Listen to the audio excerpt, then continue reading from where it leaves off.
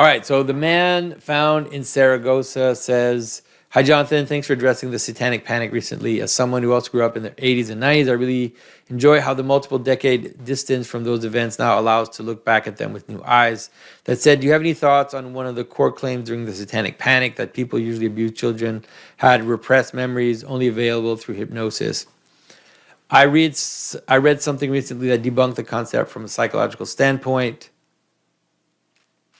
saying that it isn't a real phenomenon, although at the time it was the same psych community that was insisting that it was a real thing. Even as a kid, I remember being dubious about the idea that terrible things could happen to someone and they would just block it out completely and seem otherwise totally normal, functional. It's just something that sticks out to me as an odd feature of the stories from that period. Not sure if there's anything symbolic there, but it feels like there's a pattern that I'm noticing but can't quite identify." I think that for sure. I mean, obviously, children don't remember, so it's like you don't remember things before a certain age, before 4 years old, 3 years old, depending on who you are. And then even then, you don't remember a lot from that time. And as your person forms, then you remember more things.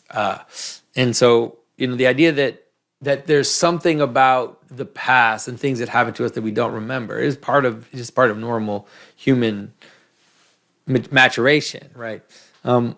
Now, it seems that there are things that happen to people, traumatic experiences that are repressed, that are forgotten. And sometimes people will remember them later, or they will, and this is not even like this is not just like psychologically. Like I think that people sometimes during car crashes, for example, their memory just blocks out the trauma part, like just cuts it out, like it's there, but you can't access it. So I think that that's definitely true, and that's definitely possible. Now, in this case,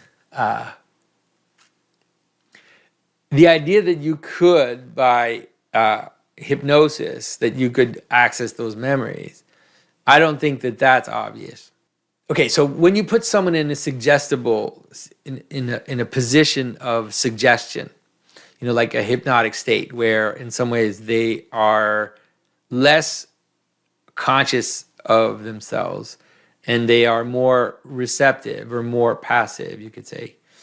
One of the things that you can do is that they can become vehicles for things. Like they are susceptible to your will, right? So that's why when you hypnotize someone, you can tell the person to do certain things, you can see it with the hypnotist, like act like a chicken or all that stuff. And then they start acting like it without knowing why they're doing it. And so you could say that they're basically becoming vehicles, suggestible vehicles for the will of someone else. And so,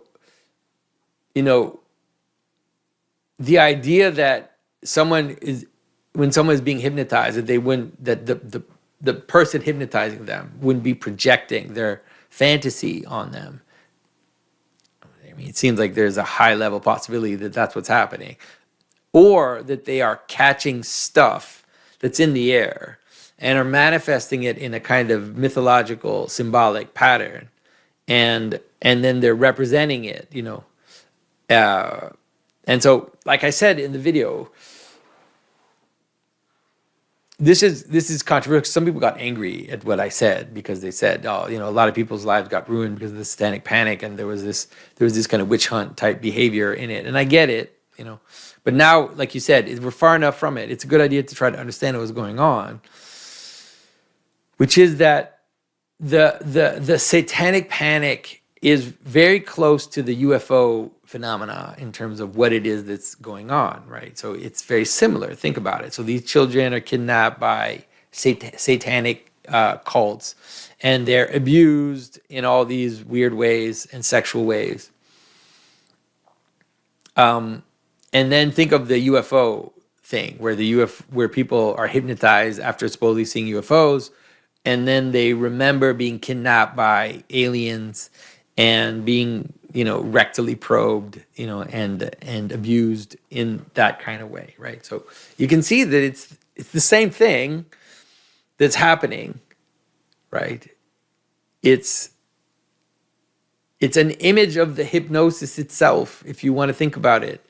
It's the idea that your will is being taken from you, and you're being put in a suggestible state. And then you're being acted on by alien intelligences that you don't understand, and that you're not sure of what their intentions are. It's like, that's what's happening during hypnosis. You have someone that is hypnotizing you, that is taking your will away from you, and that is suggesting things to you without your consent, without without you being completely conscious of it. And so it is a pattern of something. Like, it's a pattern of something that happens, and it's a pattern of something that is happening. So if you look at it from a meta level, you could look at it and say, why was this happening in the 80s? What was going on? Why were they doing this? Like, why were they hypnotizing people and accessing these weird memories, hypnotizing people that had UFO experiences and that had been abducted supposedly by satanic cults? I do think that at a meta level, like that is, if you just pull out and you look at the whole phenomena, it is a kind of alarm system, like I mentioned. It is showing us something that's happening in society, which is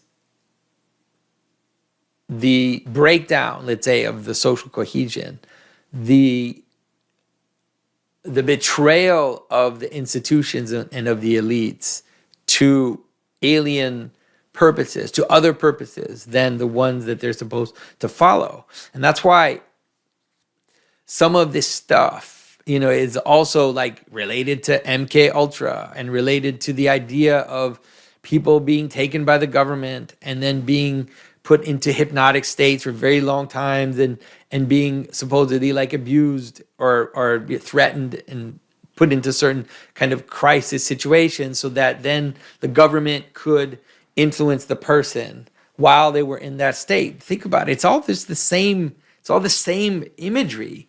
And so I think it's the sign of a time. It's a sign of a time when we feel like we are being led by forces that we can't identify, towards purposes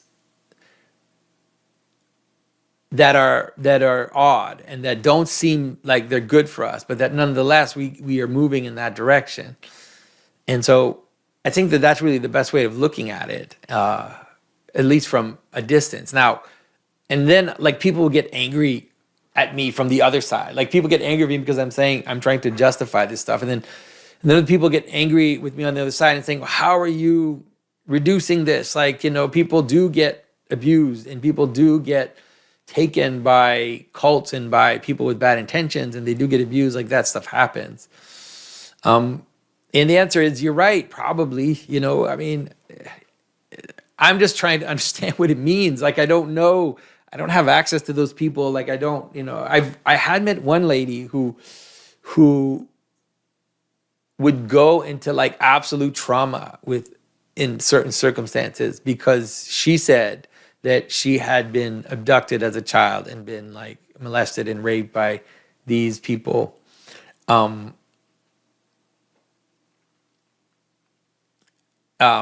remember, I knew someone that would happen to, and then something would trigger her, and she would just like freeze, and she would start tearing up, and it was these constant traumas. So obviously something had happened to this lady. Like, I don't know what it was. I don't know if like the things she's saying were because this is all this stuff is hard to talk about, because it's like you really have to be able to think in different levels. So you could ask yourself the question, like, why were these psychologists interviewing these children? Like, there had to be something wrong with them. Like, there had to be, like, I wasn't interviewed as a child, whether or not I was taken by the satanic panic. Like, there was an unease there that led people to start being hypnotized by, there was something going on, like a bigger story, a kind of uneasiness, a kind of sense that we're losing our agency, and that we're being led by satanic forces. So So I think that's the way to look at it, just to kind of look at it from a distance. I don't really like talking about this stuff, because it's so easy to misinterpret what I'm saying on all sides, and so usually I don't like to talk about this stuff.